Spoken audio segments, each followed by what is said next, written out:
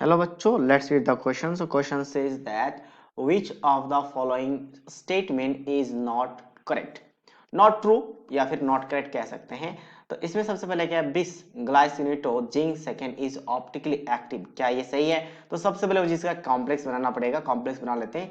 बिस का मतलब क्या है, दो है. और ग्लाइसिनेटो क्या है, ग्लाइसिनेटो एक बाइंडर लिगेंड है और जिंक +2 है. तो यहाँ पे जिंक एक मेटल यूज किया है. अब लिगेंड्स क्या है, लिगेंड की बात करते हैं.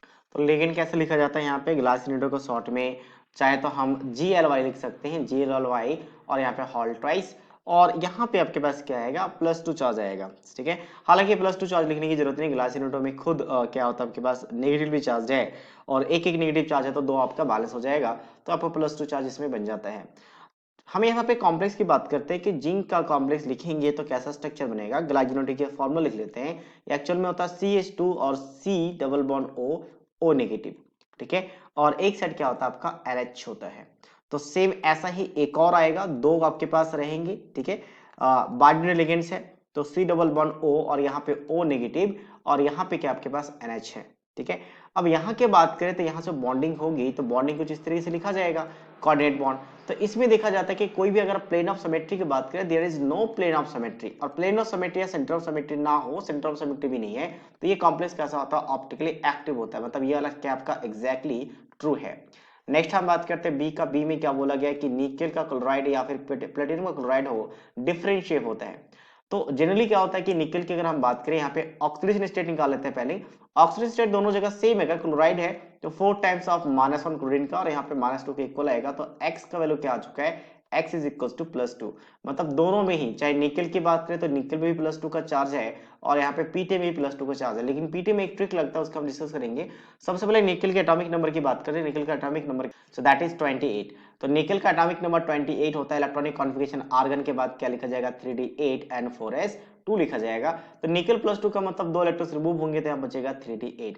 अब यहाँ पे वीक लिगेंड है तो वीक लिगेंड में पेयरिंग नहीं होता. पेयरिंग कैसे, जब इलेक्ट्रॉन यहाँ पे लिखेंगे तो क्या होगा, आपके पास यहाँ पे 5 ऑर्बिटल्स है तो 8 इलेक्ट्रॉन पहले एक एक इलेक्ट्रॉन सभी को फिल करेंगे और फिर यहाँ पे 5, 6, 7 और 8 कुछ इस तरीके से आपका होगा.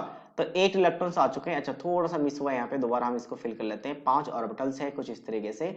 तो इलेक्ट्रॉन यानी कि 1, 2, 3, 4, 5 हो गए. छठा यहाँ पे, सातवां यहाँ पे, आठवां, दो इलेक्ट्रॉन के अनपेयर्ड है. ठीक है. तो यहाँ पे क्या होगा, जब इसका शेप बनाएंगे तो 4 लिगेंड है. 4 लिगेंड के लिए 2 शेप पॉसिबल होता है, स्क्वायर प्लेनर और टेट्राहेड्रल. जब आपका DsP2 हो, मतलब ये जो 3D ऑर्बिटल अगर ये पार्टिसिपेट कर जाए आपका किसमें, बॉन्डिंग में, तो हमेशा स्क्वायर प्लेनर आता है. और अगर आपका यहाँ से S और 4s और 4p आ जाए तो टेट्राहेड्रल आता है. अभी यहाँ पे वैकेंट नहीं है तो मुझे 4s और 4p यूज करना पड़ेगा. तो s क्या आ जाएगा, इसका हाइब्रिडाइजेशन sp3. और sp3 आए तो ये कैसा बनाता है, टेट्राहाइड्रल होता है, टेट्राहाइड्रल. बट वहीं अगर मैं बात करूं यहाँ पे Pt+2, तो pt और pd तो है यहाँ पे.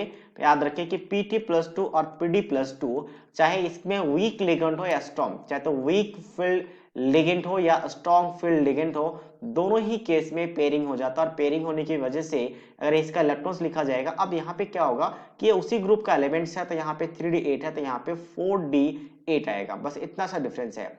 बाकी 8 इलेक्ट्रॉन यहाँ पे पेयरिंग के साथ लिखेंगे, 1, 2, 3, 4, 5, 6, 7, 8. तो ये वाला ऑर्बिटल वैकेंट है. तो इस केस में आपका एक ऑर्बिटल ये यूज हो जाएगा और बाकी दो 3 ऑर्बिटल यहाँ से, तो ये आएगा DsP2. इसका मतलब ये बन चुका है स्क्वायर प्लेनर. स्क्वायर प्लेन आ चुका है. तो इसका मतलब दोनों का शेप कैसा है, डिफरेंट है. तो ये वाला भी स्टेटमेंट कैसा एग्जैक्टली ट्रू है. नेक्स्ट हम बात करते हैं इसका. यहाँ पे निकेल के साथ साइनाइड का बोला गया है स्क्वायर प्लेनर है. सबसे पहले मैं इसका ऑक्सीडेशन स्टेट निकालूंगा. निकेल के लिए x मान लेंगे, प्लस ऑफ 4 इंटू साइनाइड का -1 होता है इज इक्वल टू -4 हो जाएगा. तो यहाँ पे -4 कैंसिल आउट, तो x इक्वल टू 0 आ गया. मतलब निकेल पे क्या है, निकेल पे चार्ज आपका 0 है. निकेल पे 0 है तो यहाँ पे क्या आएगा आपका 3D8 and 4s2. Square planar complex बोला गया तो ये पॉसिबल ही नहीं है. अब क्या होगा कि जो 3D8 इलेक्ट्रॉन्स है, दो इलेक्ट्रॉन जो s ऑर्बिटल का, वो दो इलेक्ट्रॉन्स को भी स्ट्रॉन्ग लिगेंड है तो इसको पुश करेगा और नीचे पीछे की तरफ लेके आएगा पेयरिंग करने के लिए, क्योंकि स्ट्रॉन्ग के केस में पेयरिंग हो जाता है. जैसे मैंने कहा कि पीडी पीटी में सिर्फ ऐसा अलग केस है कि इसमें स्ट्रॉन्ग और वीक को पेयरिंग हो जाएगा. बाकी एलिमेंट्स में अगर स्ट्रॉन्ग है तो पेयरिंग होगा, वीक है तो पेयरिंग नहीं होगा. जैसे क्लोराइड जितने भी हैलोजन वीक होते हैं और यहाँ पे साइनाइड एक स्ट्रॉन्ग लिगेंड है और स्ट्रॉन्ग लिगेंड होने की वजह से यहाँ पे जितने भी 10 इलेक्ट्रॉन से सारा का सारा 3D में आ जाएगा और 3D में सारा पेयरिंग हो जाएगा। तो 4s और 4p ऑर्बिटल्स वैकेंट है यहाँ पे, लेकिन अपना लॉन पे डोनेट करके आपके पास क्या बनाएगा, कॉम्प्लेक्स। तो फिर से वही sp3 बन रहा है, एक s वैकेंट और 3p है, तो sp3 बन गया, मतलब टेट्राहेड्रल। शॉर्ट में मैं टी लिख देता हूँ, मैं यहाँ पे स्क्वायर प्लेन बोला, तो ये वाला स्टेटमेंट कैसा आपका फॉल्स है, तो ये आंसर हो जाएगा। नेक्स्ट आप बात करते हैं इस दोनों में कि इन दोनों में कहा गया कि have the same magnetic moment. अब मैग्नेटिक मोमेंट की बात करें, हमें यहाँ पे डिस्कस करो मैग्नेटिक मोमेंट कैसे निकालते हैं। तो न्यू इज इक्वल्स होता है under root of n into n plus 2। तो n क्या होता है, number of unpaired of electron, और ये बोहर मैग्नेट्रॉन में मेजर किया जाता है। तो नंबर ऑफ इलेक्ट्रॉन अगर दोनों में सेम है तो सेम मैग्नेटिक मोमेंट होगा, और मैग्नेटिक अगर नंबर ऑफ इलेक्ट्रॉन सेम नहीं है, अनपेड इलेक्ट्रॉन, तो मैग्नेटिक मोमेंट डिफरेंट होगा।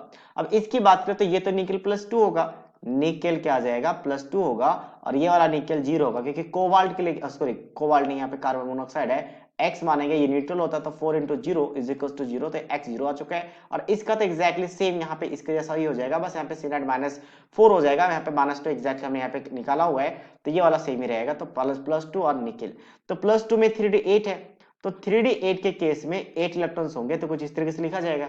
अब साइनाइड एक स्ट्रॉन्ग लिगेंड है, तो स्ट्रॉन्ग लिगेंड होने की वजह से पेयरिंग हो जाएगा, और पेयरिंग होने के बाद यहाँ पे 0 अनपेड इलेक्ट्रॉन्स है। और निकेल में 8 इलेक्ट्रॉन डी में है, 2 इलेक्ट्रॉन एस में, और ये भी स्ट्रॉन्ग लिगेंड है। कार्बन मोनोऑक्साइड तो सबसे ज्यादा स्ट्रॉन्ग लिगेंड है, सबसे स्ट्रॉन्गेस्ट है, तो जो एस वाला इलेक्ट्रॉन है उसको भी डी में आके इसको क्या करेगा, पेयर कर देगा। तो यहाँ पे नंबर ऑफ इलेक्ट्रॉन दोनों में क्या है, 0 है, तो मतलब दोनों ही मैग्नेटिक मोमेंट क्या है आपका, सेम है, तो ये स्टेटमेंट ट्रू है। So that means only C is the right answer of this question. So I hope you understood it well, all the best.